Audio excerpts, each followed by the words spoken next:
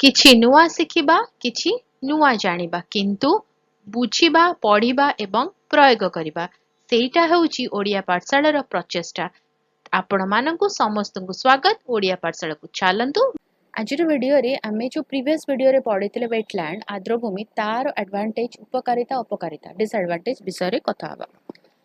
ତ ଫାଷ୍ଟ କଥା ହେବା ଆର୍ଦ୍ରଭୂମିର ଆଡଭାଣ୍ଟେଜ କ'ଣ, ଉପକାରିତା କ'ଣ। ପ୍ରାକୃତିକ ଜଳ ବିଶୋଧନ, ତାମାନେ ଆର୍ଦ୍ରଭୂମି ଏକ ପ୍ରାକୃତିକ କିଡନୀ ଭାବରେ କାର୍ଯ୍ୟ କରେ। ଏହା ଜଳରେ ଥିବା ପ୍ରଦୂଷକ ଆଉ ଅଦରକାରୀ ପଦାର୍ଥକୁ ଟାଣି ଜଳକୁ ପରିଷ୍କାର କରିଥାଏ।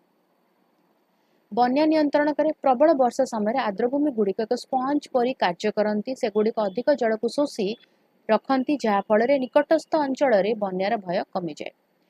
ଏଠାରେ ଅନେକ ବିରଳ ପ୍ରଜାତିର ପକ୍ଷୀ, ମାଛ ଏବଂ ଉଭୟଚର ପ୍ରାଣୀ ବାସ କରନ୍ତି। ଓଡ଼ିଶାର ଚିଲିକା ପରି ଆର୍ଦ୍ରଭୂମି ବିଦେଶୀ ପକ୍ଷୀଙ୍କ ପାଇଁ ଏକ ପ୍ରଧାନ ଆଶ୍ରୟସ୍ଥଳ। ଆର୍ଦ୍ରଭୂମି ଜଳକୁ ଧୀରେ ଧୀରେ ମାଟି ଭିତରକୁ ପଠାଇଥାଏ, ଯାହାଫଳରେ ଭୂତଳ ଜଳ ଗ୍ରାଉଣ୍ଡ ୱାଟରର ସ୍ତର ବୃଦ୍ଧି ପାଏ। ଆର୍ଦ୍ରଭୂମି ଉପରେ ନିର୍ଭର କରି ହଜାର ହଜାର ମତ୍ସ୍ୟଜୀବୀ ନିଜର ଗୁଜରାଣ ମେଣ୍ଟାନ୍ତି। ଏହା ସହିତ ପର୍ଯ୍ୟଟନ ଶିଳ୍ପ ପାଇଁ ମଧ୍ୟ ଏହା ଅତ୍ୟନ୍ତ ଗୁରୁତ୍ୱପୂର୍ଣ୍ଣ। ଆର୍ଦ୍ରଭୂମିର ଅପକାରିତା କ'ଣ, ଡିସଆଡଭାଣ୍ଟେଜ କ'ଣ। ଆର୍ଦ୍ରଭୂମି ପ୍ରାକୃତିକ ଭାବେ କୌଣସି ଅପକାରିତା ନାହିଁ, କିନ୍ତୁ ଏହା ସ୍ଥିତି ଯୋଗୁଁ କିଛି ସମସ୍ୟା ଦେଖାଯାଇପାରେ।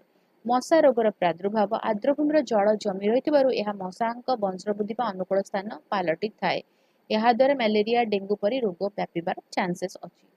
କୃଷି ନିର୍ମାଣ କାର୍ଯ୍ୟରେ ବାଧା। ଆର୍ଦ୍ରଭୂମି ଅଞ୍ଚଳ ଚାଷ କିମ୍ବା ଘର ତିଆରି ପାଇଁ ଅନୁପଯୁକ୍ତ। ଏହି ଜମି ସବୁବେଳେ ନରମ ଓ କାଦୁଅ ହୋଇ ରହିଥିବାରୁ ଏଠାରେ କୌଣସି ଭାରୀ ନିର୍ମାଣ କାର୍ଯ୍ୟ ହୋଇପାରିବ ନାହିଁ। ପଚାସଢ଼ା ଗଛଲତା ଓ ସ୍ଥିର ଜଳ ଯୋଗୁଁ କେତେକ କ୍ଷେତ୍ରରେ ଏହି ଅଞ୍ଚଳରୁ ଦୁର୍ଗନ୍ଧ ବାହାରିପାରେ, ଯାହା ପାଖରେ ରହୁଥିବା ଲୋକଙ୍କ ପାଇଁ ଅସୁବିଧା ସୃଷ୍ଟି କରେ। ଆର୍ଦ୍ରଭୂମିରୁ ପ୍ରାକୃତିକ ମିଥେନ୍ ଗ୍ୟାସ୍ ବାହାରିଥାଏ, ଯାହା ଏକ ଗ୍ରୀନହାଉସ୍ ଗ୍ୟାସ୍ ଏବଂ ଜଳବାୟୁ ପରିବର୍ତ୍ତନରେ ସାମାନ୍ୟ ସହାୟକ ହୋଇଥାଏ।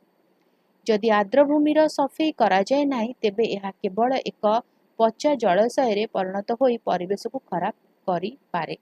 ଯଦିଓ ଏହାର କିଛି ସମସ୍ୟା ରହିଛି, ତଥାପି ପୃଥିବୀର ପରିବେଶକୁ ସୁରକ୍ଷିତ ରଖିବାରେ ଆର୍ଦ୍ରଭୂମିର ଭୂମିକା ଅତୁଳନୀୟ। ତେଣୁ ୱେଟଲ୍ୟାଣ୍ଡକୁ ରିଜର୍ଭ ରଖିବା ହେଉଛି ଆମମାନଙ୍କର କର୍ତ୍ତବ୍ୟ, ପ୍ରତ୍ୟେକ ଜନସାଧାରଣଙ୍କ କର୍ତ୍ତବ୍ୟ କି ଆର୍ଦ୍ରଭୂମି କେମିତି ଆମର ଭଲରେ ରହୁ।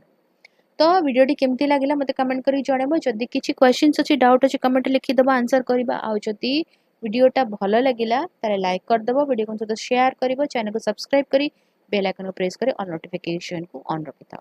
ତାହେଲେ ରହୁଛି, ଦେଖା ଆଗାମୀ ଭିଡ଼ିଓରେ। ଭଲରେ ରୁହ, ସୁସ୍ଥରେ ରୁହ, ମୋତେ ଅନୁମତି ଦିଅ। Bye bye.